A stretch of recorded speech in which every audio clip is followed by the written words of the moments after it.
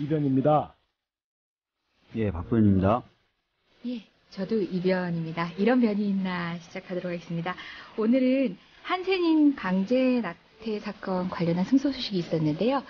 조영선 변호사님 모시고 말씀 나눌 거고요. 그 전에 세월호 관련해서 유언비어 강력 대처하겠다라고 하고 있는데요. 관련해서 박경신 교수님 통해서 표현의 자유를 어떤 방식으로 침해하고 있는 실태인지 말씀 드려보도록 하겠습니다. 잠시 후에 뵙겠습니다.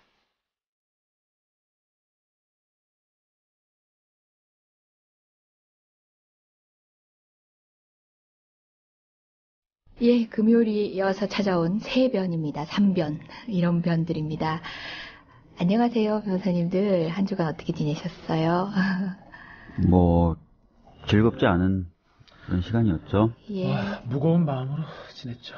예, 그래도 저희 옥타브를 조금 더 올립시다. 예, 분노하고 냉정하게 지켜보기 위해서는 우리 힘낼 필요도 있잖아요. 너무 한숨만 쉬지 마시고요. 우리 첫 번째로 모실 분이 아마 전화로 모실 것 같은데 어떤 내용으로 모시는 거죠, 박준희 변호사님? 지금 정부가 유언비어에 대해서 엄단하겠다라고 나서고 있습니다. 그러니까 4월 25일까지 경찰이 악성 유언비어라면서 76건을 내사해서 18명을 검거했다라는 보도가 되고 있고요. 오늘 박근혜 대통령이 종교 지도자들과 간담회를 하면서도 유언비어에 대해서 또 언급을 했어요. 그래서 과연 뭐가 유언비어고 또 유언비어를 단속한다는 것이 표현의 자유 등을 어떻게 침해하는지에 대해서 한번 얘기를 나눠볼 필요가 있을 것 같습니다. 예, 누구보다도 적절한 분을 모신 것 같습니다. 고려대학교에 계신 박경신 교수님. 예. 교수님 나와 계시지요? 안녕하세요. 예, 나와 있습니다. 좀 큰 소리로 얘기해 주세요. 여보세요? 저희가 큰 소리로 얘기를 해야 될 것 같아요. 네네. 네, 안녕하세요. 이광철입니다. 예. 지금 예. 거기 너무 지금 분위기 다운된 것 같아요, 거기. 너무 분위기가 다운된 것 같아요. 아니, 분위기는 다운돼도 괜찮은데 너무. 목소리가 작다 이거죠? 예, 목소리가 지금 위축되셔가지고. 저 조금 전까지 박경신 교수님 목소리가 안 들렸었어요. 예. 제가 헤드폰을 다른 곳에 꽂고 있는 바람에 그래서 말을 하지 않았습니다만은 저 반가우시죠? 이재정 변호사입니다. 네, 반갑습니다. 네, 전 박준희입니다. 예, 반갑습니다. 예, 오늘 박근혜 대통령님께서 또 손수 유언비어에 대한 이야기를 또 나서 하셨던 것 같은데 사태 지켜보시면서 어떤 생각 가지고 계신가요? 하실 말씀 굉장히 많으실 것 같아요. 유언비어란 말이 언제 법으로 만들어졌었냐면 유신 정부 때 유신 헌법에 반대하는 사람들을 이제 처벌하기 위해서 박정희 대통령이 그 유신헌법 하에서 만들었던 이제 긴급조치 1호, 긴급조치 1호의 첫 번째 죄목이 이제 유언비어였습니다. 이 유언비어 물론 이제 그 법으로 사실은 좀 분위기가 너무 다운됐으니까 좀 농담 좀 할게요. 그 법으로 지금 많은 분들이 지금 돈을 벌고 계시죠, 지금. 아이고, 예, 저도 벌고 있나 봅니다.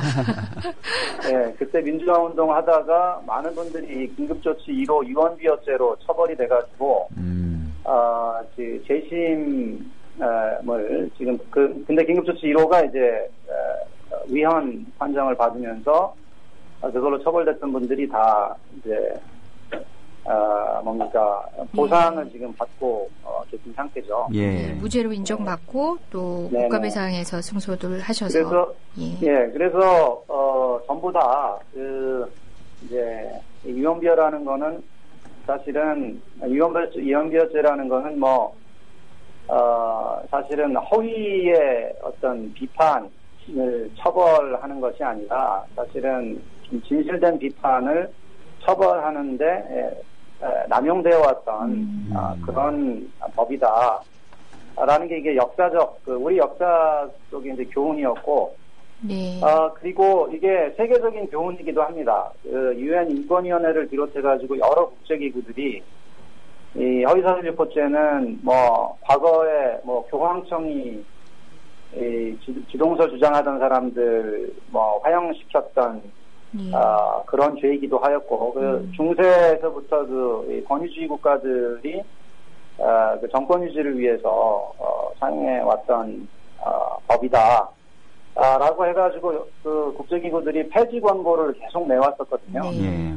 예. 그런 법이라서 다 저희가 잊어먹고 있었는데 이 유언비어로 처벌을 한다고 지금 한 몇십 년 만에 다시 하니까 참 좀 안타깝고 좀 걱정스럽고 그렇습니다. 그 중간에 사실은 저희가 한번 교훈이 있었죠. 전기통신기본법을 이제 허위사실 유포죄라고 이제 검찰이 주장을 해서 미네르바를 처벌하려고 시도를 했었는데 그때 이제 우리 사법부가 미네르바도 무죄로 풀어주고 미네르바를 무죄로 풀어줬을 뿐만 아니라 미네르바를 처벌하려고 했던 법, 이 허위사실 유포죄가 위헌이다라고까지 이제 판정을 했었는데 그렇게 좀 굳건하게 이제 말이 그냥 허위라는 이유만으로 처벌해서는 안 된다. 이게 지금 우리 속에 들어와 있는 줄 알았는데 다시 이제 유언비어죄로 처벌한다고 하니까 좀 걱정이 많이 됩니다. 예. 네.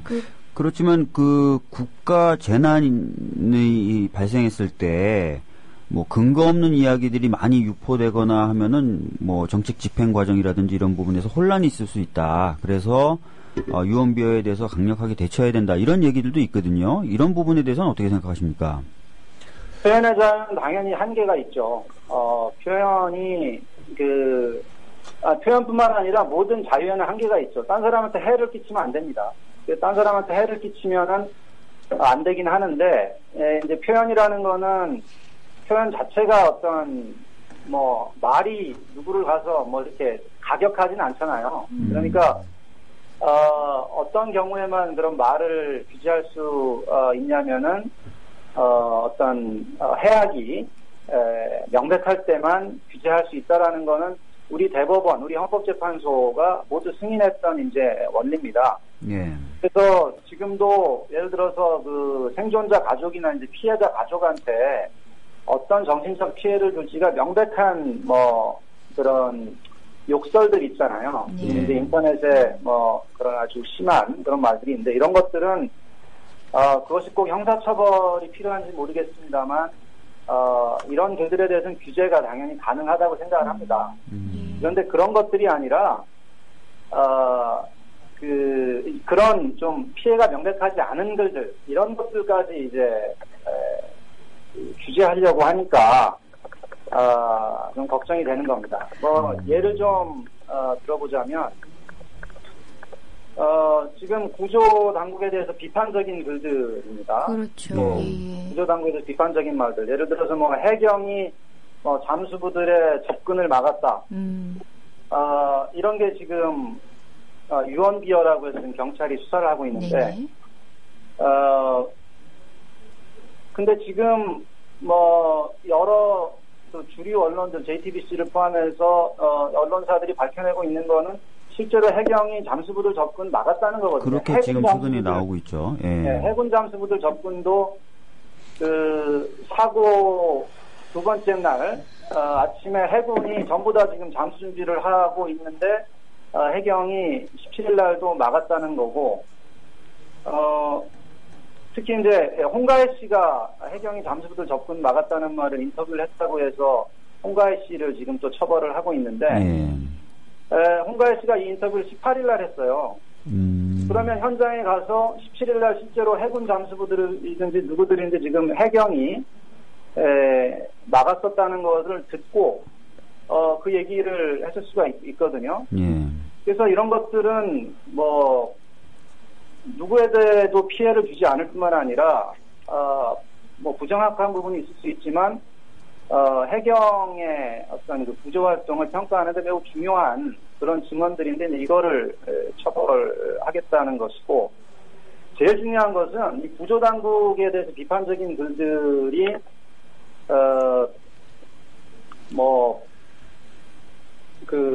어떤 제목으로 처벌하는지가 중요한데 어떤 제목으로 처벌하고 있을 것 같으세요? 홍가혜 씨가 무슨 제목으로 지금 명예훼손 아닙니까? 명예훼손? 맞습니다. 명예훼손이죠. 네. 그러니까 이게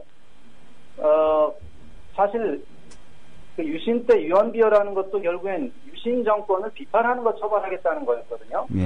그러니까 일종의 이제 국가 명예훼손 또는 국가 모독죄 같은 거였던 거죠. 그러니까 국가의 구조 작업을 방해했다고 처벌하는 게 아니라 명예훼손이라고 하는 건 뭔가의 어떤 명예를 훼손했다, 즉 비판을 했다 이런 측면으로 지금 접근하고 있다는 거죠. 그렇죠. 예. 그래서 지금 저기 경찰이 범죄라고 경찰이 처벌하겠다고 했던 말들이 뭐냐면 뭐 한미 연합훈련 때문에 세월호의 항로가 변경되었다. 네. 이거 주장하신 분은 아직도 여러 가지 그 근거들을 가지고 지금 토론해보자 지금 이러고 있거든요. 근데 지금 이거를 범죄로 처벌하겠다고 하면 토론을 누가 하겠습니까? 또 뭐 선체 안에 시신들이 꽉 차 있는데 뭐 정부가 이를 숨기고 있다.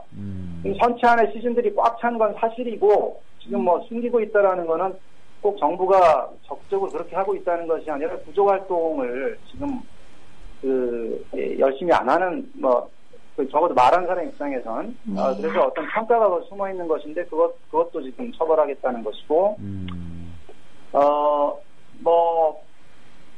이 시체를 꺼내지 말고 그냥 두라고 한 적이 있었다. 이 얘기도 지금 최근 JTBC 보도에서 시체를 지금 다른 잠수부들이 꺼내면 그 해경이 언딘이라는 군함회사하고 계약했는데 이 언딘의 입장이 그리고 또 언딘하고 계약한 해경의 입장이 좀 곤란해지니까 언딘이 그 시체를 꺼낸 것으로 하자. 이랬다는 지금 증언도 나오고 있는데 이런 것들을 지금 다 처벌하겠다는 것은 그 바로 이 국제인권기구들이나 이런 곳에서 왜 허위사실 유포죄를 폐지하라고 했는지 그 이유가 되는 지금 사례들을 지금 우리가 다시 목도하게 되는 거 아닌가 이런 걱정이 유언비어 얘기를 하면서 늘 앞세우고 있는 게 유족들의 상처 그런 얘기들을 하고 있어요. 근데 실상 감추고 싶었던 것은 관계 당국에 대한 비난, 비판의 목소리인 것 같네요. 허위사실 유포죄라는 게 역사적으로 그런 방식으로 악용돼 왔던 바로 그 모습 그대로 현재 악용되고 있다는 뜻이지요. 그렇죠. 그리고 역사를 떠나서 지금 유족들에 대한 상처를 항상 얘기를 하는데 유족들이 뭐라고 했는지 보십시오. 유족 중에 그 고 이승현 군 아버님이 JTBC에서 했던 인터뷰가 있습니다. 그리고 이분은 인터뷰 시작할 때 틀림없이 그렇게 얘기했습니다. 이거는 가족들 모두가 지금 다 동의하고 있는 건데 구조 초반에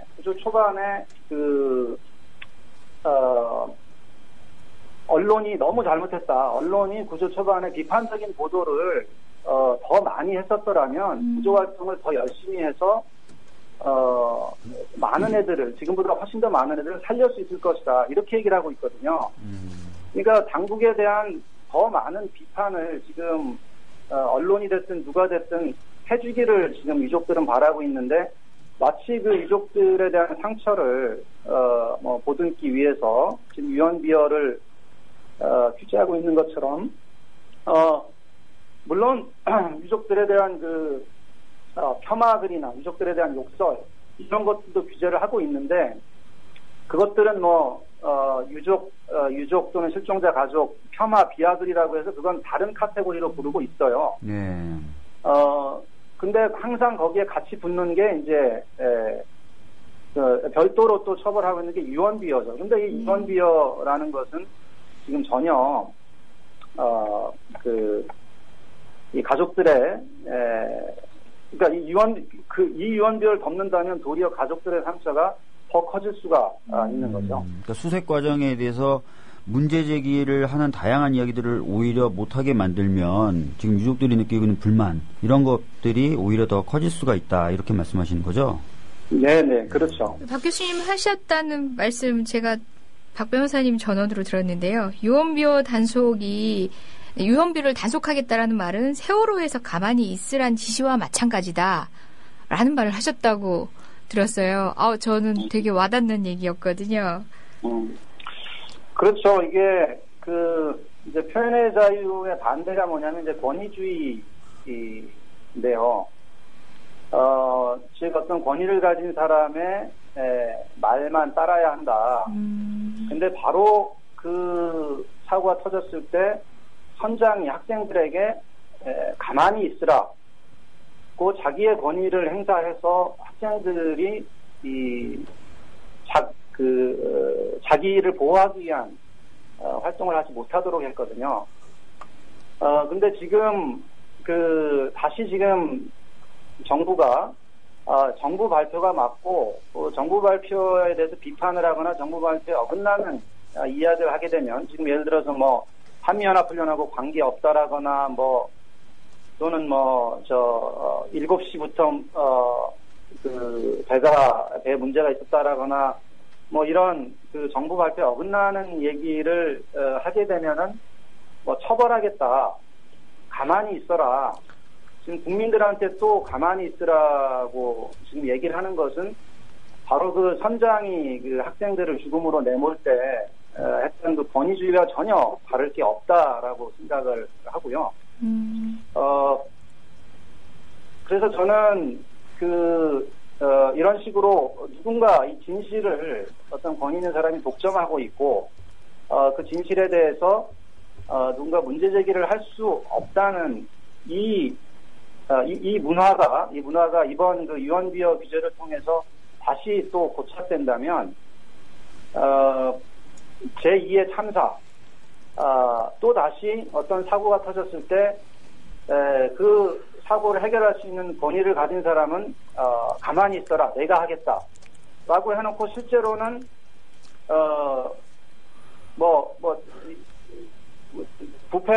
부패와 비리가 없다면 뭐 열심히 할 수도 있겠지만 그 사람이 또 틀릴 수도 있는 거잖아요. 예. 그렇게 해서 다시 참사가 생길 수도 있는 거고 또는 지금처럼 선장이 말로만 권위가 있지 사실은 전혀 권위가 없는 사람이어서 뭐 이제 비정규직 박봉의 이제 비정규직이라서 뭐 배에 대해서 책임을 질 수 없는 사람이 그렇게 가만히 있으라고 하는 경우는 또 더 큰 참사가 발생할 수 있는 거겠죠. 네. 예, 교수님 이제 말씀 잘 들었고요. 네. 지금 뭐 짧게 이 문제를 앞으로 이제 이런 유언비어 문제를 근본적으로 우리 사회가 어떻게 좀 해결해 나가는 것이 좋을지 짧게 한 말씀만 해주시죠. 예.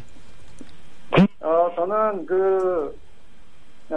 이번 사고는 정말 생각할 수도 없는 해경이 보는 앞에서 2시간 동안 배가 가라앉았고 또 지금 전 국민이 보는 앞에서 지금 수일 동안 천천히 수백 명이 이게 배가 지금 사람이 만든 거잖아요. 예, 무슨 해일이 와서 덮친 게 아니라 사람이 만든 어떤 구조물에 갇혀가지고 지금 서서히 익사하는 이제 이런 참극이 벌어진 건데 이렇게 벌어지게 된 것은 무슨 뭐 부패나 비리 또는 이 대통령의 발언 이런 것도 있겠지만 저는 더 큰 문제는 이 사람들이 독자적으로 생각하고 판단할 수 있는 그런 분위기를 만들어주지 않은 예.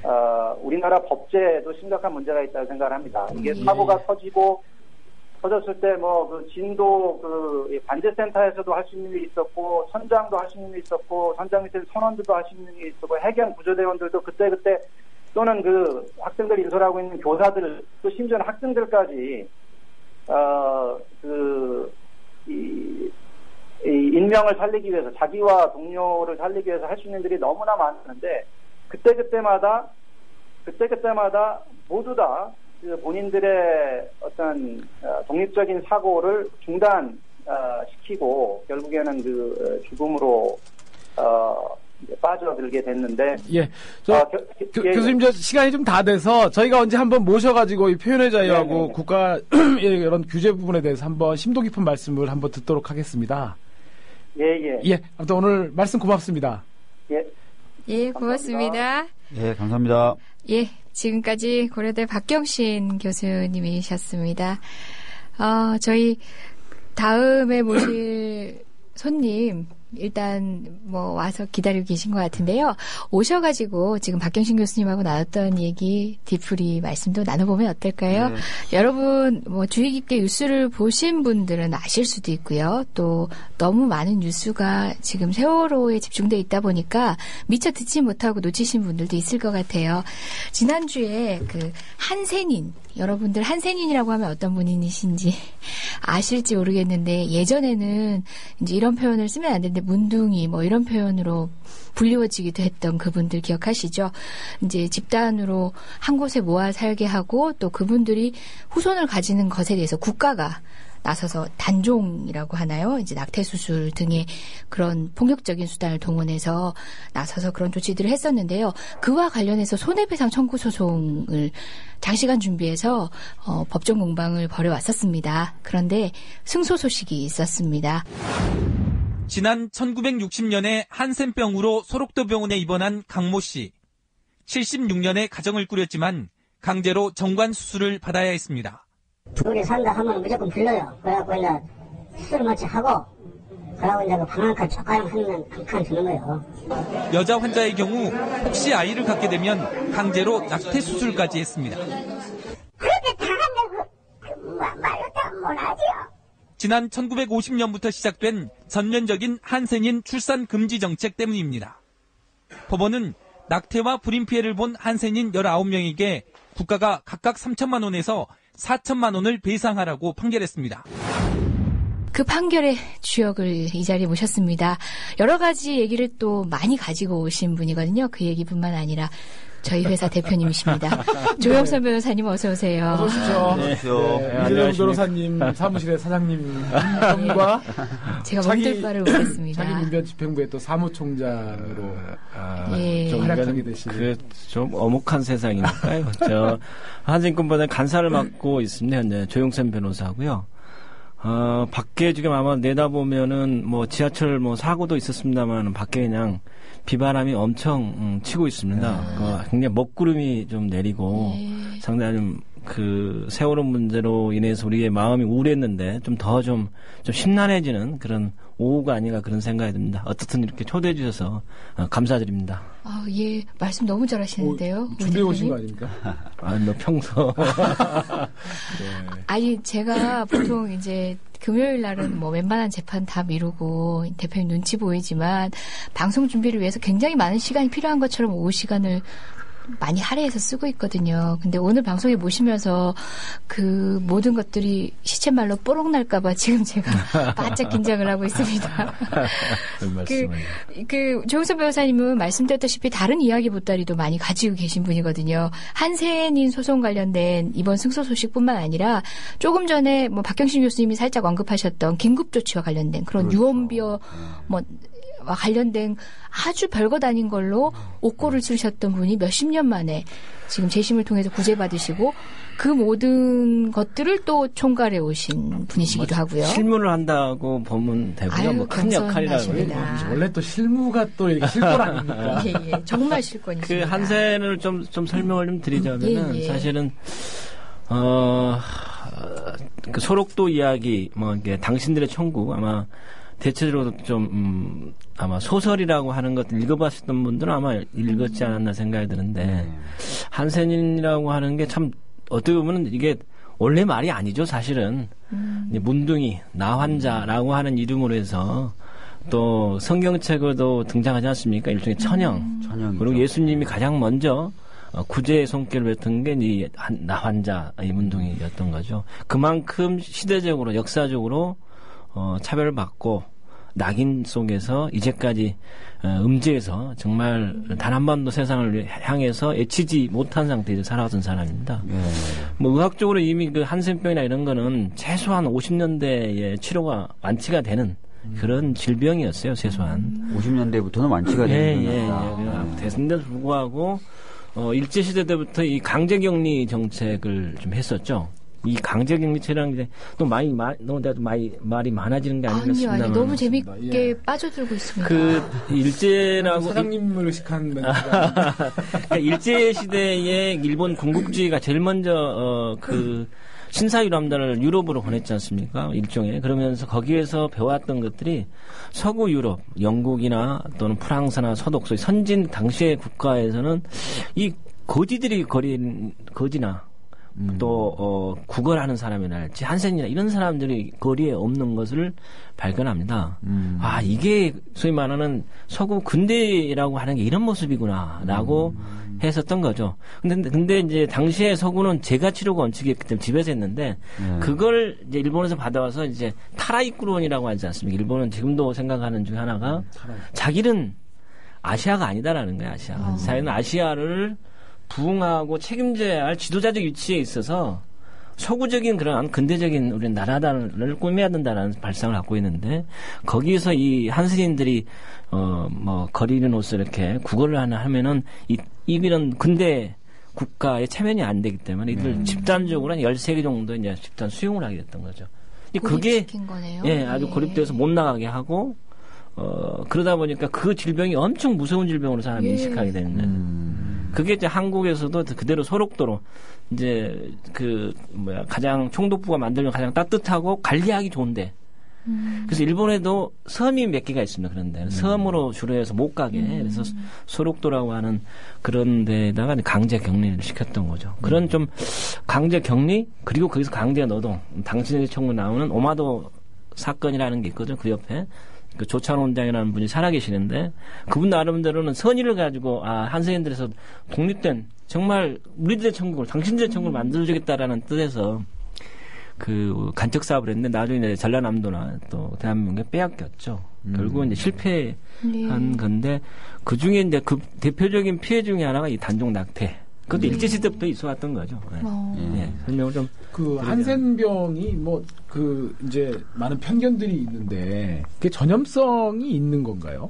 그러니까 의학적으로 밝혀진 바에는 일단 유전은 아니다. 그러니까 1875년도에 한센이라는 노르웨이 학자가 발견했죠. 전염성이다. 전염병. 그러니까 유전병이 아니다. 그러니까 의학적으로는 전염병이라는 것은 유전병이 아니다라는 의미로 해석되어지고, 그리고 전염성조차도 간염 있지 않습니까? 네. 그 간염보다 더 쉽게 낫다라는 거예요. 그리고 보통 건강한 사람들은 거의 왔다가 그냥 스쳐 지나가는 질병이어서 일반 바이러스 감염보다 훨씬 더 낫다. 그래서 굉장히 그 간염의 정도가 낮는데 이분들 사이에는 이제 부작안에 있는 경우가 있는데 이제 접촉이 좀 아무래도 상대적으로 좀 빈번하다 보니까 이제 그런 경우가 생겨났죠. 그러니까 유전적 이유가 아니라 접촉이 빈번하면서 그리고 아이일 때는 저항력이 약해서 모든 병이 다 쉽게 걸리잖아요. 그래서 아이일 때 이제 걸리는 걸 보고 유전이 된다고 많은 사람들이 생각을 했던 거고 그렇죠. 그 아이가 또 걸리지 않고 크면은 또 같이 살아도 잘 안 걸린대요. 안 걸리는 분도 있고요. 그런데 지금 저희가 강제 낙태 단종과 관련된 손해배상 청구 소송이라고 했는데 여러분들은 실태 자체도 모르고 계신 분도 많을 거예요. 그냥 소록도에 모여 살고 있다. 그 이상은 모르고 계셨던 분도 있을 거예요. 진짜 이런 일들이 국가의 어떤 인식하에 어느 정도 규모로 저질러졌는지. 그러니까 젊은 분들이 한센병 자체가 아마 낯설을 거였지만은 전국에 지금 현재 생존하고 계신 분이 약 12,000 내지 13,000명 정도 됩니다. 그리고 정착촌이 약 대략 한 80개 내지 90개 정도가 되고요. 그런데 여러분이 아마 그 농원 국가정보원 앞에 거기도 국가 기밀을 지금 누설하셨습니다. 국가정보원 위치를 그렇습니다. 자칫하면 그렇군요. 건너편 쪽이라고 대략 이렇게 하겠습니다. 택시기사님들 다 아시는데요. 거기에도 집단으로 구성이 있고요. 또 마석에 가도 가구단지 쪽에도 있고, 뭐 소록도도 있고, 요수 애양훈이라 유명한 이 척추랄지 척추 있는데 수술 유명한데 뭐 그런 데랄지 대부분이 뭐냐면은 당시에 60년 70년대 정착 당시에는 공동면이 근방이랄지 아주 외진 곳입니다. 그러니까 현인동은 지금은 뭐 도리 옆에 있지만은 마석과 이런 데도 굉장히 외져가지고 공동면이나 다리 옆이랄지 굉장히 열악하고 시설이 열악하다는 표현은 험악했던 흙담에다가 포장해가지고 살았었던 그런 것들이 조금은 이제 근대 좀 이렇게 발전되면서 이제 조금의 지배의 모양을 가졌던 거고요. 그래서 지금 현재 단종 낙태 우리가 소송을 했었던 거는 대략 한 50명 정도. 저희가 한 4년 정도에 걸쳐서 준비를 했습니다. 근데 궁금한 거는 소송 위임 의뢰는 어떻게 받으셔서 또 어떻게 또 그분들하고 이렇게 좀 사건에 대해서 설명도 해드리고 좀 그 과정이 좀 궁금하실 것 같아요. 좀 자랑일지 아닐지 모르겠습니다. 자랑하셔도 됩니다. 저희들이 이제 일본 소송이 또 있었습니다. 일본 소송. 일본을 상대로 해서 일제시대 때 그 소록도에서 강제 격리됐던 그 격리 정책에 대한 피해 보상을 일본 정부 요청했고요. 그래서 일본 정부로부터 어떤 우리가 소송에서는 졌지만 법률을 개정해야 1인당 약 800만 원에서 인력 4천만 원. 우리는 한국은 약 800만 엔. 그러니까 한국 돈으로 약 한 받으면 뭐 엔화로 계산을 좀 1억 정도 되겠네요. 예, 뭐 그 정도 됩니다. 이제 표현하기가 좀 그래서 그랬는데 어떤 그런 분들이 약 590명 정도 받았어요. 우리가 일본 정부로부터. 그게 10년 전부터 해왔던 일이 한 지금도 아직 안 끝나서 지금 지속되고 있고요. 근데 그 일본 정부 그 소송은 확정됐나요? 확정됐고 패소를 했죠, 우리는. 그러니까 대만은 이겼는데 그 동일한 내용은 아니고, 그러니까 일본의 그 한센 보상법이 우리 한국 소록도 일제시대 때 소록도랑 대만 낙성원도 있습니다. 근데 여기도 적용되느냐, 소위 외지 요양으로 적용되냐라고 하는 게 문제가 됐었는데 그게 대만은 맞다, 외지요양 포함된다고 했다가 우리 한국은 패소를 했어요. 그게 일본 법원에다가 소송 제기하신 거죠? 도쿄지방재판소에 했었는데 그 뒤로 우리가 뭐 정말 뭐 집회도 하고 일본 항의 시위하고 뭐 일본 뭐 의원들과의 뭐 여러 가지 간담회 뭐 집회 시위 이런 걸 통해 가지고 결국 일본 정부로부터 그렇다면 일괄 보상은 법을 개정해서 하겠다라고 해서 법을 개정을 하게 됩니다. 그래서 대만이나 우리도 한국도 또 사실 그 당시 그 좀 미크로아시아나 이런 쪽에도 사실 많이 있었습니다. 거기는 좀 부연 설명하면 거기는 한센이 있으면 갖다 버렸어요. 섬에다가. 그분들을. 뭐 알아서 살아라. 사실 죽으라는 거였거든. 정글의 법칙도 아니고. 그래서. 그래도 일본 정부는 법원에서 이렇게 패소 판결을 받았는데도 법으로 그거를 해결할 생각을 가지고 있었는데. 그러게요. 그렇죠. 우리는 소송해가지고 지연 손해금을 잘라먹는 그러잖아요. 대법원에서. 하실 말씀 많습니다. 그 부분과 관련해서. 사법부. 조영선 변호사님.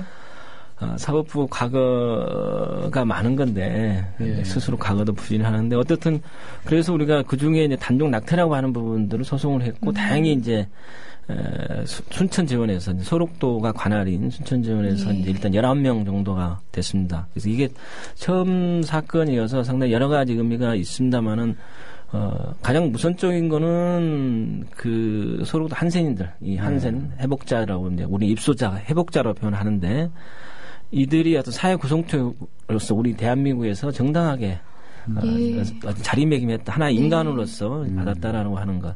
과거에는 이게 보상의 생활지원금이나 또는 배급을 받는 주체 배려의 대상이 불과했었는데 적극적으로 요구했다는 점에서 상당히 의미가 있고 그리고 뭐 피해 배상 금이야 뭐 좀 문제가 있지만은 여러 가지 그 단독 낙태 받았더라도 사실들에 대한 인정이랄지 시효 부분들에서 좀 더 다른 판결에 비해서 좀 전향적으로 했다는 점에서 그나마 지금 좀 요즘 칙칙한 세상에서 조금은 기쁘었던 흐뭇했다고 할까 이런 게 있었습니다.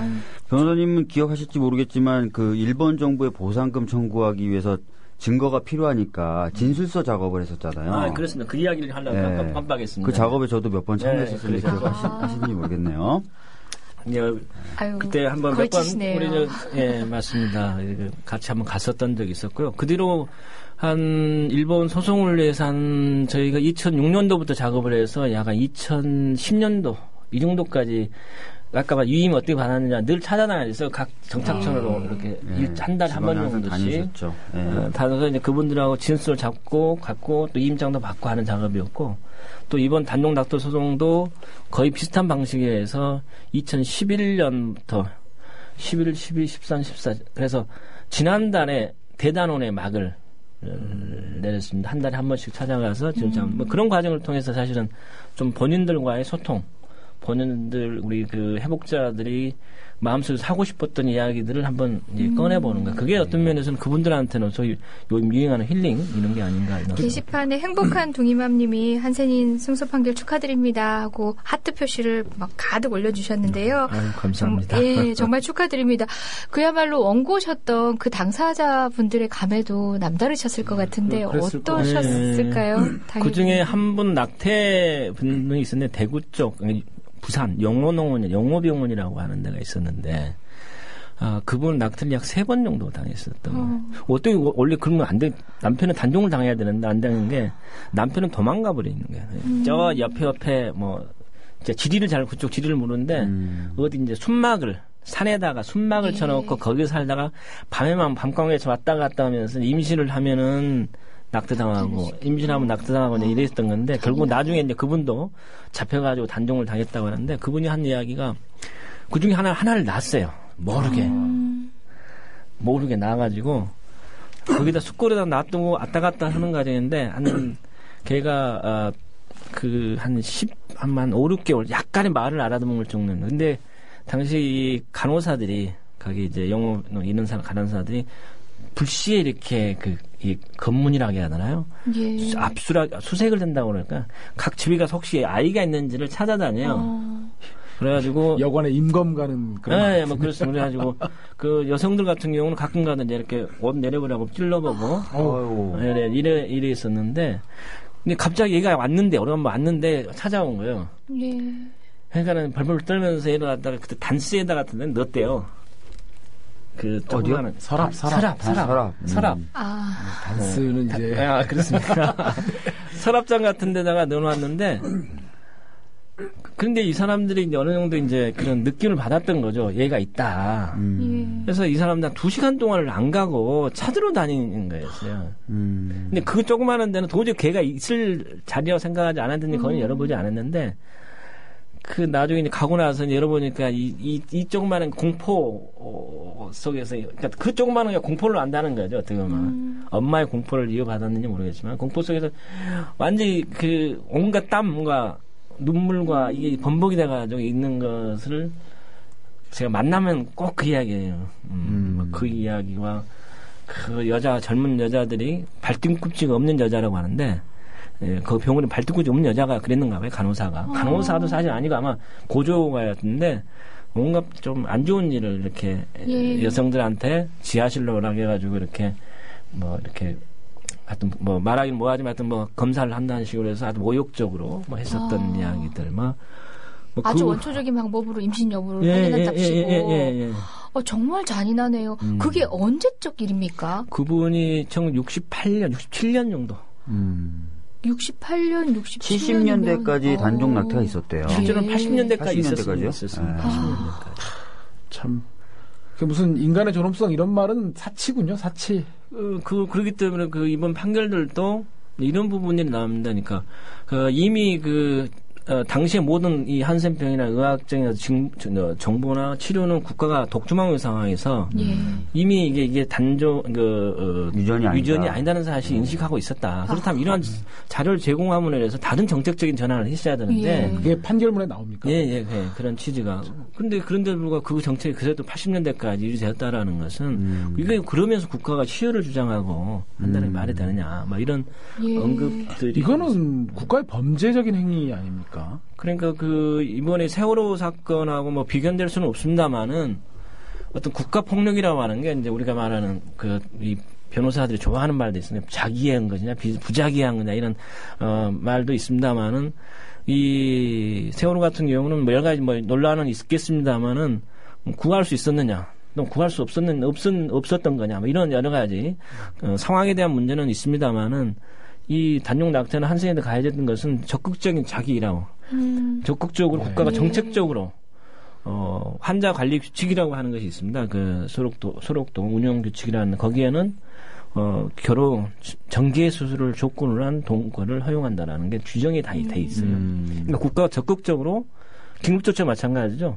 적극적으로 국가가 나름대로의 어떤 목적이라고 하는 걸 헌법 위반된 상태에서 그걸 직접적으로 했던 국가 폭력인 거죠.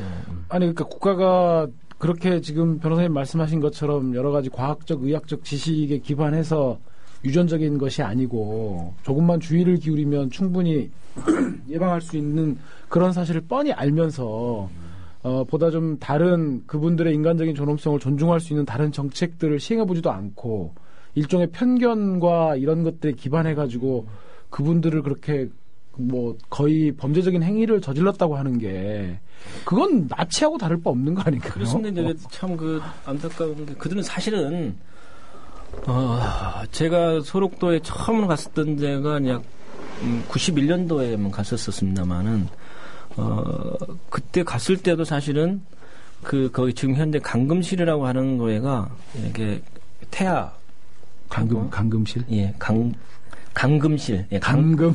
예, 이렇게. 죄송합니다. 특정인을 얘기하시는. 저는 순간.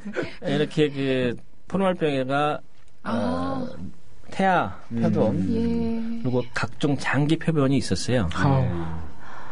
예, 이렇게 쭉 그 이제 병에 이렇게 그 사진도 갖고 있습니다만은 뭐 좀 제가 뭐 말을 좀 지나치게 하는 게 아니라 하여튼 실제 얼굴만 모형도 있고 사진이.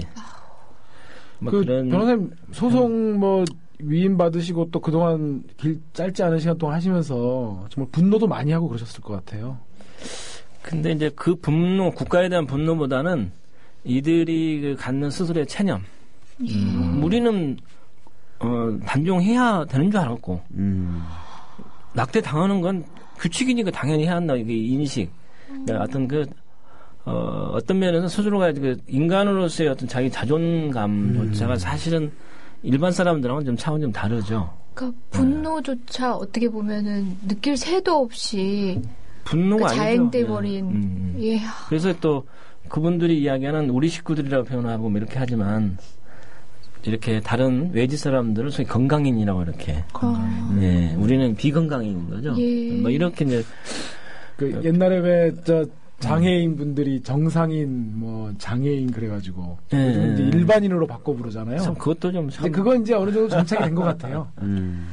아니 정말 문명 국가에서 이런 일이 있었다는 게 그것도 정말 얼마지 않은 옛날에 있었다는 게 저도 새삼스럽고 정말 소름 끼친 일이네요. 저 같은 경우에 그때 조용선 변호사님한테 말씀드렸었어요. 그 조사할 때 같이 간 이유 중에 하나가 제가 그 한센병에 대한 어렸을 때부터 공포심이 좀 있었어요. 왜냐하면 저희 동네에 그런 분들이 계셔서 저희 동네에.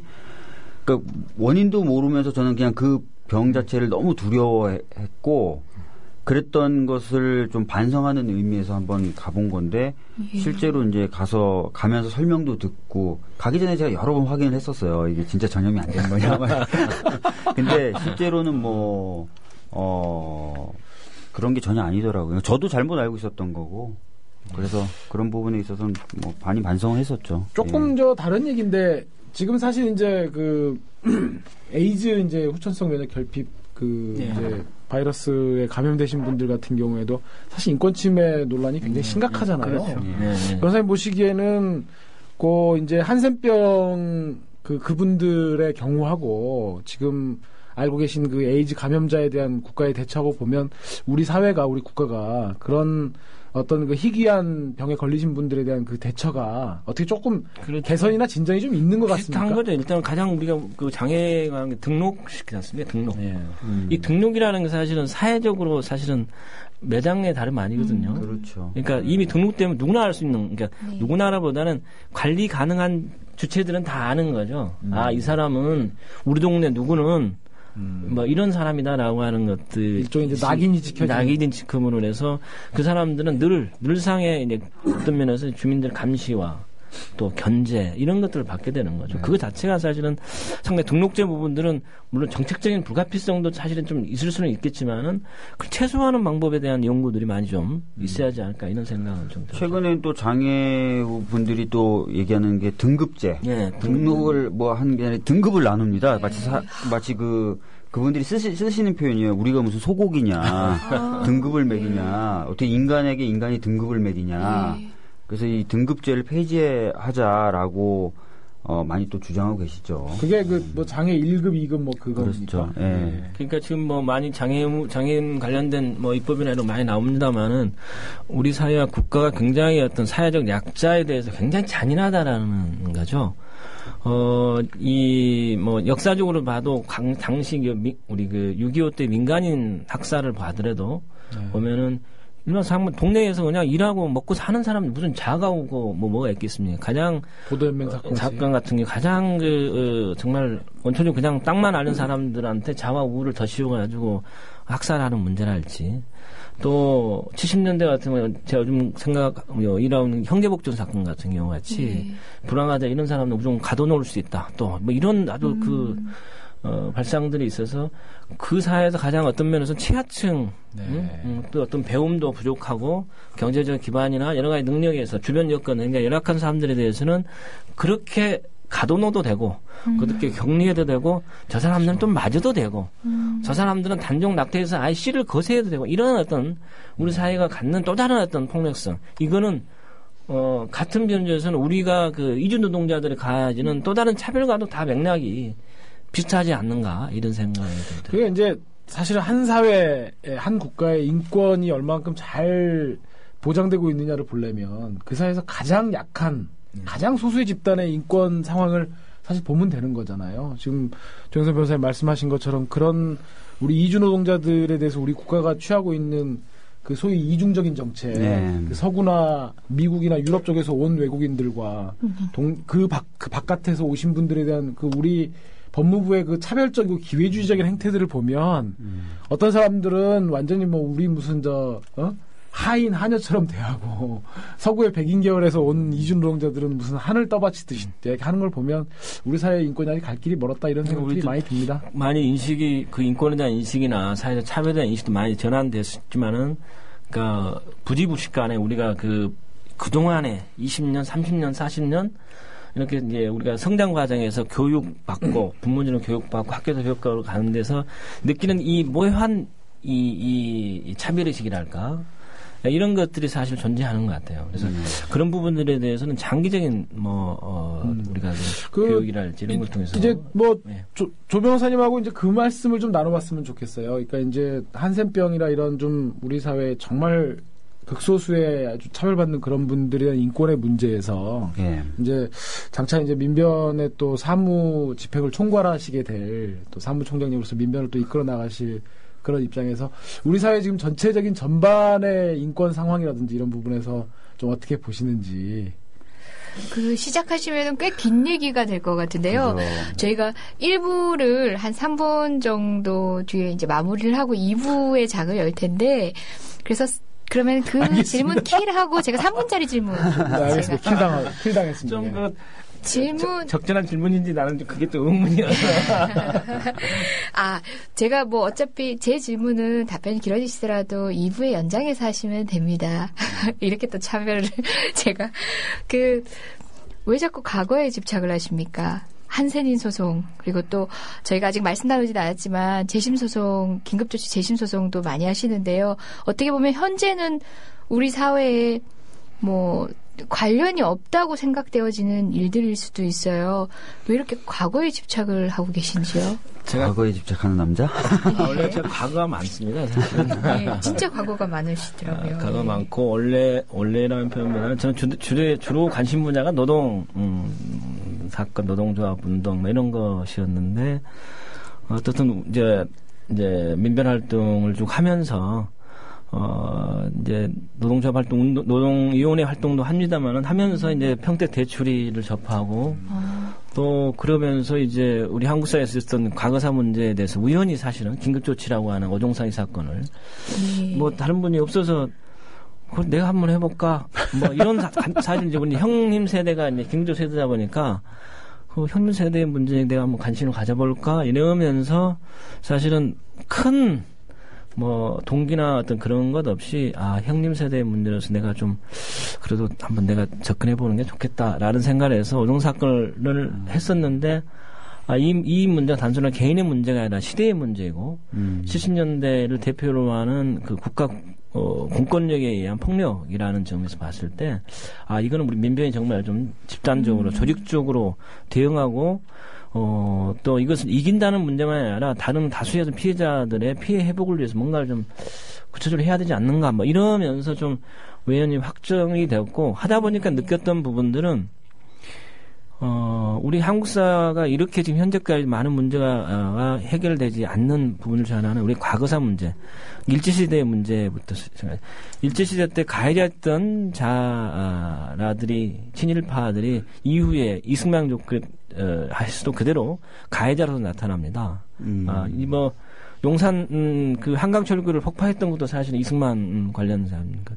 뭐 이런 역사적인 내용도 있었고, 그다음에 5.16에 편성을 했고. 이런 가해자였던 사람들과 반대된 피해자들은 독립운동 후손들이 다시 5.16에 피해되고 뭐 이런 가난에 피해되고 그들의 역사의 피해자가 됩니다. 긴조에도 피해자가 되고 긴조 피해자들 대부분 보면 그 위로 가면 아버지나 할아버지 세대에서 독립운동을 했다거나 아버지 세대가 뭘 했다거나 이런 게 좀 우연찮게 좀 보여요. 그러니까 그런 걸 보면서 우리 시대가 진정하게 좀 발전의 어떤 모형을 만들어 나가기 위해서는 과거사가 올바르게 정돈돼야 된다. 좀 더 깊이 들어봐야 될 것 같아요. 잠시 후 2부에 계속해서 듣기로 하겠습니다.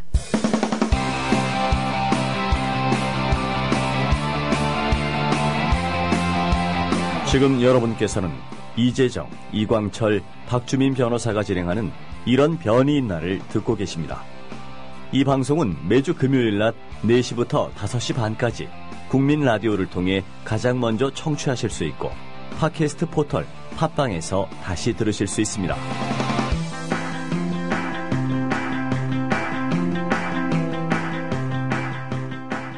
예, 여러분 지금 이런 변이 있나 듣고 계십니다.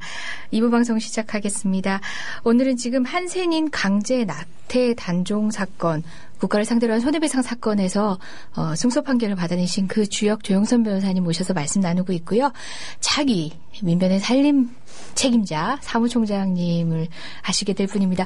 뭐 과거사에 대한 여러 가지 이야기, 그리고 민변의 앞으로의 인권에 대한 또 활발한 활동에 대한 포부와 계획 등등을 들어보기 위해서 모셨습니다. 예, 계속 말씀 나눌게요. 예, 과거에 집착하는 남자. 예. 근데 지금 저희가 잠시 뭐 뉴스를 통해서도 들으셨고 게시판에도 계속 올라오고 있는 가운데 상왕십리역에서 지하철 사고 소식이 있네요. 그러게요. 예. 자세한 경위는 지금 아직 뭐 확인은 되고 있지 않지만 너무 아픕니다. 연일 계속되는 사고 소식. 피해가 크지 않았으면 좋겠다는 생각입니다. 예. 그리고 또 하나 뉴스를 저희가 하나 보게 됐는데요.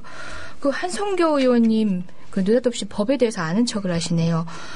넌저씨 쉽게 가시네요. 이분 국가재난시에 허위사실 유포하면은 최고 징역 5년까지 할 수 있는 법안을 발의했다고 하는데 지금 어떤 법안이죠? 정보통신망법 일부 개정안이라고 하는데 이미 비슷한 취지에 대해서는 뭐 위원이 선언됐던 취지도 있는 거고 그런 취지를 이해하고 계시다면 이런 법안을 뜬금없이 발표할 리 없는 거 아닙니까?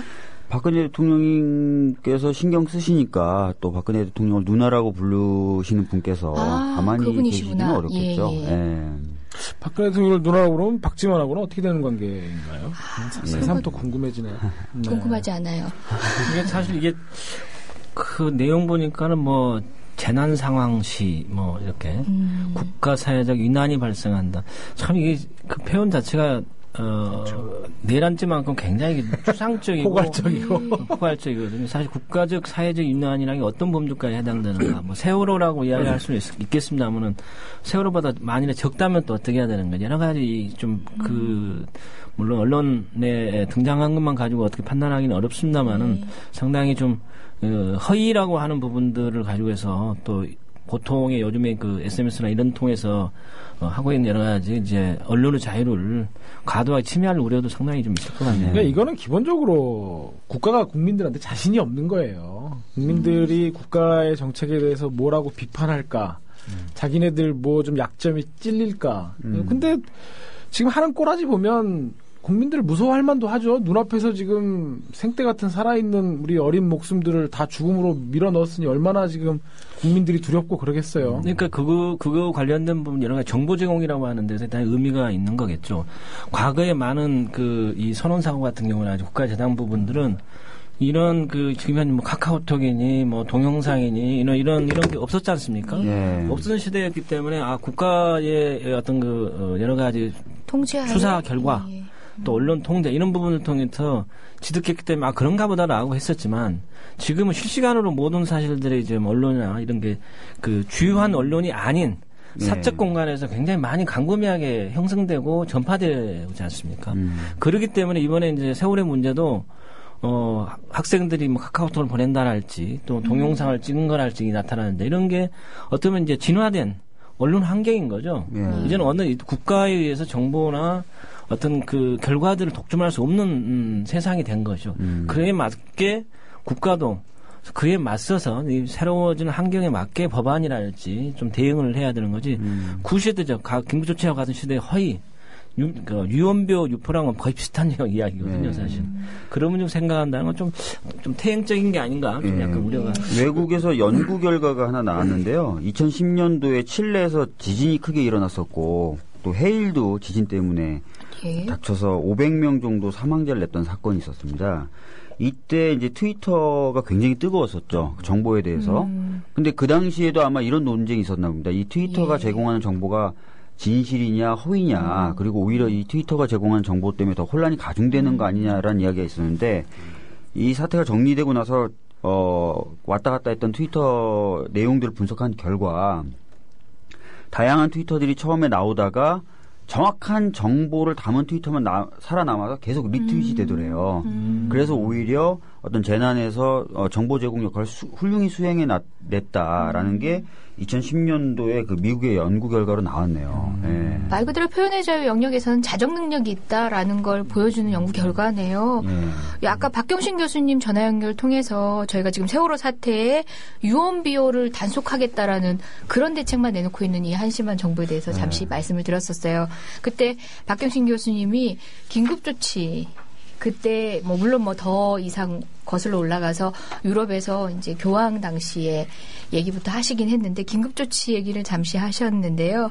또 긴급조치 하면은 또 빼놓을 수 없는 분이 바로 옆에 계신 우리 대표님 아니십니까? 여전히 과거에 머물러 있군요. 과거에 머물러 있는 남자. 우리나라 지금 그렇다는 거 아니에요, 사실. 그러니까 아직도 해결되지 않은 채 되풀이하려고 작정하고 있는. 과거에는 역사적 평가 또 사법적 평가가 없는 상태에서 그들에 대한 정당한 명예회복이랄지 뭐 보상에도 배상 이런 게 되지 않은 상태에서 계속 잔존해서 계속 나오기 때문에 어떤 정당성을 갖기가 힘든 거죠. 어느 것들도 그것조차도 뭐 회복이 되지 않았는데 뭐 이런 거가 있고요. 긴급조치 부분들은 뭐 젊은 분들은 한번 인터넷으로 한번 긴급조치를 찍어보는 게 훨씬 나을 거예요. 이런 표현이 된가? 긴급조치의 규정에 보면 이론하고 보면 긴급조치를 비방하면은 긴급조치 처벌되는 게 참. 대단한.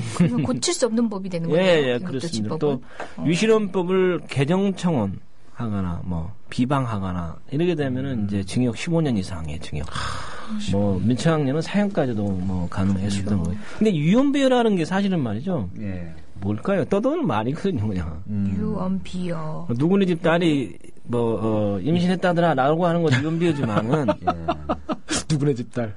아니요, 뭐 모르겠습니다. 누구네 법률 회사의 변호사. 전혀 뭐 그런 게 아닌데. 예. 네, 대단히 부적절한. 네. 어쨌든 좀 사례를 좀 해보면은 당시에 운전기사였어요. 인제라고 하는 버스 기사에서 당시에 70년대인데 70년 말이었는데 이제 그때는 워낙 인제가 언제 오냐, 그런 데 아닙니까? 원통에서 언제 오냐. 원통에서 언제 오냐. 인제가 인제 원통. 인제 원통이었는데, 그 버스 차장이었죠. 차장이란 분이, 거기는 뭐, 장거리를 뛰니까 이제 숙소가 있었는 말이에요. 여인숙에서. 이 여인숙도 집단으로 자는 곳인데, 그때 이제 이 집단으로 자면서 소주 한 잔을, 막걸리 한 잔 하면서, 3.1 그때 명동 학생 사건이 있었거든요. 뭐 그런 걸 이야기하고 박정희가, 정당하게 선거를 뽑힌 거냐 이런 말을 했었어요. 정당하게 선거로 뽑힌 거냐? 네, 이런 정도의 말이었는데 거기 그중에 한 명이 보안사 요원이 있었던 그 인근의 보안부대. 그래서 그 뒤로 이제 보안대에 끌려가지고 이제 맞으면 죽도록 맞았고 그래서 그분이 1년 반인가를 살았어요. 감옥을요? 예. 그래서 더욱더 아픈 거는 그분이 그 뒤로 한 80년대 중반에 돌아가셨어요. 정진 이상이 되어버리죠. 이런 분들이 의외로 또 많죠. 그러한 내용하고 요즘 그 정보통신망법이나 한성규 의원이 하는 부분들 허위사실 이런 부분들은 상당 부분 위험한 발상일 수 있는 거죠. 그 예전에 그 박정희 대통령 유신 시절에는 그 정부가 뭐 택시 기사들을 좀 그 망원으로 고용했죠. 네, 그랬었죠, 많이. 네. 택시 안에서 왜 택시 안에서 보면은 왜 그쵸. 기사님들 막 말 시키고 막 그러잖아요. 네. 그리고 정부 돌아가는 일에 대해서 뭐 손님 세월호 어떻게 보세요? 막 그랬다가 섬찟해. 예, 그냥 우리 또 얼떨결에 그런 일이 생길지도 예, 모르겠네. 뭐 얼떨결에 저 긴급 조치 어떻게 생각하세요 옛날에? 그 명동 이런 데 택시 탔는데 그게 그 말이나 됩니까? 하면 이제 뭐 바로 경찰서로 가는 거예요? 남산으로 끌려가고 택시가 목적지로 가는 거죠. 택시 요금까지 내면서 아이고. 아니 뭐 유언비어 이거 되게 굉장히 추상적인 것 같지만 단순합니다. 유언비어가 뭘 단속하자는 얘기인가 하면요. 이 이메가 스톤님의 게시글을 보고 제가 힌트를 얻었는데요. 그분이 싫어하는 말을 하면 유언비어입니다. 아주 객관적 기준이 명확합니다. 그렇죠. 그분이 좋아하는 말은 유언비어가 아닌 거죠. 예. 근데 이게 웃기는 게 제가 아까 그 박경희 교수님하고 그 인터뷰하는 동안 잠깐 유언비어의 한자어를 찾아봤거든요. 유자가 흐를 유자고 비가 날비자고 바퀴비자더라고요. 바퀴 굴러간다. 굴러가는. 그러니까 가만 보면 유언비어라고 하는 게 아주 자연스러운 거예요. 말이 흐르고 그다음에 언어가 흐르고 그러니까 말씀헌 그리고 그 글이 이렇게 왔다 갔다 하는 바퀴처럼 굴러다니는 너무나 자연스러운 그런 것들을 국가가 규제하고 막으려고 하는 데서부터 이렇게 불신이 싹트고 또 그 불신의 틈을 비집고 들어가서 국가가 사람들을 이렇게 규제하고 이런 것들이 바로 그게 독재나 이런 거에 아주 가장 대표적인 그런 행태들 아니겠습니까? 개인의 어떤 그 인권을 침해하는 명예훼손이나 뭐 모욕이나 이런 부분들은 해당 법률이 있기 때문에 거기에 대해서 처벌하면 되는 거고 또 국가에 대한 어떤 비판이라는 것은 국가에도 비판하지 않고서 어떻게 할 수 있겠습니까? 그건 또 국가가 당연히 국민이 당연히 그거는 받아들여야 될 영역이죠. 그렇기 때문에 어떤 면에서 언론의 어떤 자유시장이랄까 뭐 이런 부분에서 걸러질 건 걸러지는 거고 뭐 이 정도의 어떤 요즘에 그 SNS나 이런 데 페이스북이나 이런 문화들은 상당히 한국이 굉장히 유별나게 많이 진화되고 발전되고 있는 양태고 그거는 다른 한편으로 우리 한국 사회가 그만큼 과거에 어떤 폐쇄적인 하고 싶은 말이 많았다는 거죠. 네. 그러니까 재밌는 게 오늘 프리덤 하우스에서 발표한 언론자의 수치는 오히려 4단계가 또 떨어졌어요. 그러니까 전체적으로 공식적 언론 환경은 굉장히 안 좋아지니까 많은 시민분들이 하고 싶은 말, 듣고 싶은 이야기들을 SNS라든지 이런 데서 한단 말이에요. 그리고 그 과정을 통해서 정보도 습득하고 또 정부에 대한 비판도 하고 하는 건데 이걸 또 유언비어라 그래가지고 못하게 해버리겠다. 그럼 공식적으로 점점 나빠지는 언론 환경에서 나오는 이야기만 넌 들어라. 그리고 말은 하지 말아라. 즉 세월호 선장이 얘기했던 가만히 있어라. 이 침몰하는 대한민국에서 문제 제기하거나 하지 말고 가만히 있어라. 가만히 있어라라는 얘기를 계속 반복한다는 얘기밖에 안 되는 거죠. 이게 정부의 무슨 유언비어 단속이라든지 이런 그 SNS상의 조치들을 종북 세력의 바로에 맞서서 당연한 거 아니냐 이렇게 생각하실 분들이 계실지 모르겠어요. 근데 이제 그게 아니라는 거를 상징적으로 보여주는 하나의 좀 예가 있습니다. 과거에 박정근 씨가 이제 그 우리민족끼리 리트윗해가지고 구속이 됐었잖아요. 그 박정근 씨 구속에 대해서 가장 먼저 그리고 가장 심각하게 문제를 제기했던 미국의 언론이 어디였냐면 월스트리트 저널이었습니다. 근데 월스트리트 저널은 미국에서 신자유주의 그런 판도에서 가장 보수적인 맞아요. 매체거든요. 그 매체가 뉴욕타임스나 워싱턴 포스트라고 우리가 진보적인 그 매체로 알려진 신문보다 훨씬 더 먼저 가장 강도롭게 비판한 게 아니 어떻게 리트윗한 걸 갖고 사람을 구속하냐라는 것이었거든요. 이게 재미있는 일처럼 소개했잖아요. 그러니까 말도 안 되는 이런 문제 제기가 바로 이런 자유주의 국가의 총화라고 하는 대장이라고 하는 그 미국에서 가장 우습게 생각하고 대한민국이라고 하는 나라를 민주주의 국가로 냐고라고 의문을 갖게 하는 가장 대표적인 사례라는 점을 우리 보수 세력이 그러니까 그게 또 깊이 좀 알아들어야 됩니다. 이런 반증이라고 할 수도 있겠죠. 그러니까 대체적으로의 어떤 일본이나 다른 나라 같은 경우는 이제 그 좌우 스펙트럼이 대단히 다양하기 때문에 언론의 기능이 대체적으로 그 많은 것들을 좀 수렴하고 그들 나름대로 이쪽은 이쪽 자책적인 경향은 자책적으로 받아들이고 또 우측으로 향하면서 자가 우가 각기의 날개를 가지고서 이렇게 반영되는 것이 좀 있다면은 우리 같은 경우는 현재 어떤 그 공중파 방송이랄지 그리고 여러 가지 뭐 언론사들이 제 기능을 좌우의 어떤 팩트를 전달하고 이에 따른 올바른 어떤 정보를 제공하는 역할들이 돼야 되는데도 일정한 편향적이라는 인식을 갖고 있는 거죠, 국민들이. 그렇기 때문에 그 언론을 못 믿겠다라는 거예요. 지금 이번에 보니까는 JTBC인가요? 이렇게 이야기 되는지 모르겠습니다만. 됩니다. 네, 저희는 JTBC하고 경쟁 매체는 아닙니다. 경쟁 매체라고 저는 생각했는데 아니었구나. 그렇지 몇 개의 어떤 소위 말하는 주류적인 언론 방송사가 아닌 데서 거기에 어떤 9시 뉴스가 많은 인기를 끄는 것, 이게 무엇을 의미하는가? 이거는 기존의 어떤 언론 제공이 국가나 일부 어떤 기관에서 주어지고 그걸 받았었던 교양의 어떤 언론 방송에 대한 회의 또는 그들의 비판적인 어떤 그 목소리들이 뭐 그런 형태로 반영되는 거고, 온갖 엊그제 박모 군의 그 영상이 나왔지 않습니까? 뭐 10시 이후에 사진 같은 경우는 봐더라도 도저히 이제까지 그 기왕의 어떤 매체에서는 그런 것을 반영하지 않으려 하거나 또 그분은 거기에다가 주지 않으려고 했었던 그 의사. 근데 이게 사실 어떤 면에서는 그 현재 어떤 언론들에 대한 공중파 언론들에 대한 국민들의 그 따가운 시각 이게 아닌가 뭐 이런 생각도 해볼 수 있지 않습니까? 그러니까 이번에 세월호 관련돼서 가족분들이 총 3번 입장을 공개적으로 발표하셨어요. 근데 이 3번에 정부에 대한 비판이 들어있는 건 당연한 건데 그거 말고 3번 다 비판을 받았던 데가 언론이었어요. 사실대로 밝혀달라고 했고, 고 이수영 군 아버님, 아까 박형식 교수님 얘기했지만 초기에 언론이 좀 더 비판적으로 이 사실을 보도했다면 나는 아이들이 더 살았을 것이라고 생각한다라는 말씀을 하셨죠. 그만큼 지금 언론이 좀 이상한 거고, 문건이 또 나왔잖아요. 그 방통위인가요? 거기서 언론 조정 통제라는 문건이 나왔었고, 또 재난대책에 관련된 문건에도 충격을 완화할 수 있는 아이템을 개발해서 언론이 보도하도록 해라라는 문구가 들어가 있었죠. 그러니까 지금 언론이 어떻게 돌아가고 있는지를 그런 문건들을 통해서 그다음에 이번에 실제로 세월호 관련된 보도를 통해서 충분히 알 수 있을 것 같아요. 그러니까 언론 스스로가 일정한 경향성을 가지고서 언론 보도를 한다는 것은 어떤 면에서 어쩔 수 없는 부분들은 있다고 생각을 하지만 그 언론이 선출받지 않은 또 다른 권력이 언론이 정부 기관과에게 유착을 갖는다라고 하는 것은 국민의 알 꼴리는 차원에서 중대한 애국을 가져다 주는 거죠. 그렇죠. 이번에 세월의 문제에서도 정부 적극적으로 구조돼 있지만 이런 식의 어떤 그 보도들이 계속적으로 나오고 하기 때문에 대부분의 첫날 16일 날에 언론 보도를 본 분들은 별로 텔레비전 보지도 않았었습니다. 그냥 다 잘 잘 되겠죠 이렇게 했었지만은 사실은 전혀 아니었고 실제로 갔었던 잠수사 숫자가 뭐 16명이었다는 아주 턱없이 없었던 건데 굉장히 초동 단계에서 구조를 한 것처럼 언론이 보도를 했었던 거. 그건 아마 사실관계를 파악하지 않은 상태에서 국가기관 또 정부 쪽에서 주는 어떤 그런 소스만 받아 쓴 게 아닌가라는 그런 의혹을 갖게 되는 거죠. 예.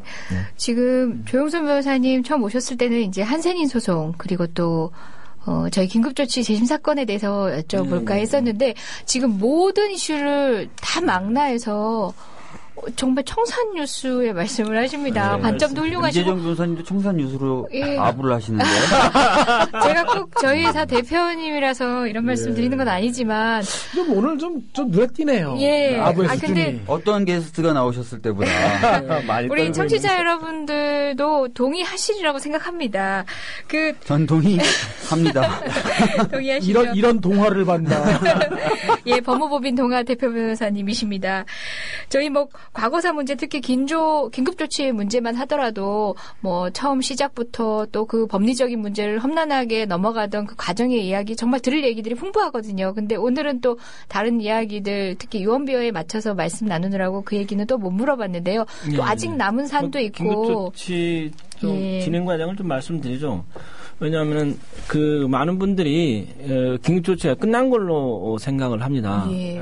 청소했다 이렇게 형소에서 끝난 걸로 압니다만은 몇 가지 문제에서 물론 형사재심 절차를 통해서 손해배상 청구를 왔기 때문에 이런 한 단계는 산하를 넘었다고는 할 수 있습니다만은 다른 측면에서 전체적으로 약 900명 내 1000명 정도의 피해자가 있는 걸 추산되는데. 지금 현재 대체적으로 지금 형사 재심을 청구한 분들이 대략 한 500여 명 안쪽으로 보입니다. 나머지 한 400~500명 정도는 사실 청구하지 않은 걸로 보여집니다. 그래서 아마 이 방송 들으신 분들의 주변 분들에서도 아직까지 이 경조치 위반으로 당시에 구금되었거나 또는 유죄 판결 받은 분들 같은 경우는 좀 한번 그걸 좀 찾아주셨으면 좋겠고요. 특히 저희가 왜 이렇게 말씀드리냐면은 지금 현재 저희가 그 형사재심 청구한 분들은 대부분이 당시에 그래도 대학을 다녔거나 운동을 했거나 뭐 정치 활동을 했거나 이런 분들이 상당 부분이고 소위 말하는 진정한 의미에서의 막걸리 보안법 위반, 막걸리 긴급조치 위반 분들은 상대적으로 적습니다. 왜냐하면 저희가 추상컨대 이분들 같은 당시에 연령이 30대 중후반이었었기 때문에 지금 긴급조치 시대는 40년이 됐습니다. 40년. 74년 첫 발동에서 40년이 됐습니다. 그들은 지금 약 대략적으로 70세에서 90세가 된다는 이야기죠. 그래서 연령적인 문제에서 많은 부분들이 고령이거나 또 돌아가실 가능성이 많다는, 물론 돌아가셔도 형사재심 청구할 수 있습니다. 예, 유족분들이 청구하면 되고. 그래서 참 그분들이 훨씬 더 많은 가혹행위를 당했고 인생에서 동네에서 정말 내쫓김을 당하는 그런 더 아픔을 당했거든요. 학생들은 그나마 뭐 대학을 다시 복학하고 80년에 봄에 다시 복학을 해서 어떤 그런 이런 학생운동을 했다라고 하는 그런 어떤 명예라도 간직하며 살았지만 그분들은 더욱더 처참하게 인생이 망가졌습니다. 그래서 그분들의 또 명예회복, 그분들이 적절한 보상을 받는 게 굉장히 중요하다라는 것을 다시 말씀드리고. 하나만 좀 뭐 시간이 좀 다 돼가지고 그런데 일단 지금 문제가 개인의 그런 과거의 그 국가로부터의 불법행위로부터 이제 적절한 손해를 배상받고 그때 그 아픔을 치유받는 것도 중요한데 한 사회가 과거의 국가폭력을 좀 정리하고 그것들 좀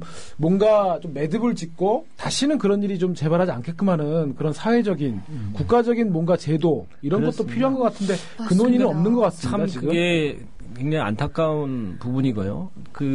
우리 사회에서 이제 처음으로 과거에 4.19 혁명 이후에 일정하게 친일 청산 관련된 문제랄지 이렇게 한번 잠시 1년 못되게 했었던 적이 있었습니다만은 그 뒤로 한 40년, 50년이 지났습니다. 다행히 이제 진화이라고 하는 기구가 이제 만들어지면서 거기서 많은 과거사 부분들의 진상규명이 좀 이루어졌었죠. 비로소 이제 많은 긴급조치 문제랄지 인혁당 사건이랄지 민간인 사건이랄지 또 7080이라고 하는 이제 YH 김경수 절사 사건이나 또 청계피복 노조 탄압 사건 이런 막대한 많은 사건들이 그런 진화이라고 하는 어떤 그 기구를 통해서 통해서 많은 게 진상규명이 됐죠. 그렇기 때문에 그 진상규명이라는 걸 통해서 우리가 그들에게 어떤 돈을 많이 주자 이런 문제로 접근하기보다는 국가가 그 이후에 이들에 대한 일괄적인 적절한 어떤 최소한의 어떤 예우랄까요? 5.18 특별법에 준하지는 않다 하더라도 일정 정도 입법을 통해서 일괄적으로 정리한다면 이분들이 사법부를 통해서 3년이라는 세월 동안 이 고통스럽고 입증하라고 하는 모욕을 당하면서 하지 않지 않을까. 그리고 사법부를 통해서 하는 경우에서 복합배상이 과연 얼마나 되는지는 모르겠습니다만은 대체로 피해자는 일괄적인 배상을 통해서 얼마 정도 기준을 한다면 일본 한센인들이 일괄적으로 모든 피해에 대해서 이렇게 법제화해서 법을 통해서 만들었던 것처럼 이들의 어떤 그 고통을 최소화하는 것 이것도 하나의 국가가 해야 할 과제가 아닌가 싶습니다. 예, 저희 긴급조치면은 지금 현 대통령님의 아버님 시대 일 아닙니까? 아버지 유언비어를 그렇죠. 처벌했었죠. 예, 아버지의 그 과를 다시 이제 공으로 돌릴 수 있는 역할은 우리 대통령님에게 있습니다. 훨씬 더 기회가 좋겠죠. 예. 이렇게 모든 이슈를 망라해서 정말 똑부러지게 이렇게 대응책을 내놓으시는 이분이 바로 민변 차기 집행부를 책임지실 분입니다. 동아의 대표 변호사님이시고. 예, 법무법원 동아의 내일을 책임지시는 분이고요. 그 말씀을 듣고 싶었는데 시간이 거의 다 돼갑니다. 그냥 짧게 우리 민변 기대해 주십사. 여러분들의 기대에 부응하겠노라 하시는 말씀 정도라도 주실까요? 이제야 돌아왔습니다. 저는 민변에 10년 넘게 같이 일을 해왔습니다만은 민변 많은 우리 한국 사회에서의 어떤 민주주의와 또 정의, 인권 이런 걸 위해서 많이 이 선배 변호사님부터 노력을 많이 했고 우리는 그 족적을 따라갈 뿐이라고 저는 생각을 하고요. 많은 외연이 많이 그 활동의 외연이 많이 넓혀져 있습니다만은 우리 민변이 여전히 그러니까 앞서서 나가지 않고 한 반보 앞서서 가고 때로는 반보 뒤에서 가면서 늘 함께 하는 것, 함께 고민하고 지혜를 모으고 그게 가장 민변이 좀 쳐야 할 스탠스가 아닌가 뭐 이런 생각을 해봅니다. 집행부 본격적으로 시작하면 다시 한번 모시겠습니다. 오늘 말씀 감사했습니다. 감사합니다. 네, 고맙습니다. 예.